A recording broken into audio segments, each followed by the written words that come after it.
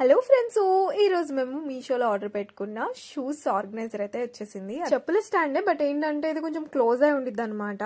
Cloth వచ్చేసి పైన దుమ్ము పడకుండా ఉండిద్ది కదా అని తీసుకున్నాము.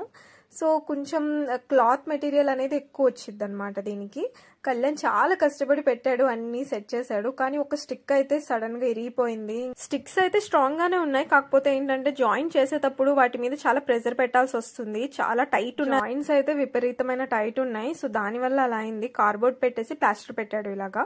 ఫైనల్ లుక్ అయితే ఇలా వచ్చింది. బట్ ఎంత టైట్ గా మేము బిగించినా ఏం చేసినా ఇది కొంచెం టైటే అయిందండి. దాని వల్ల కొంచెం చినిగింది కూడా మేము పెడుతున్నప్పుడు. కాస్ట్ వచ్చేసి 420 430 అలా అరౌండ్ అయిందనమాట.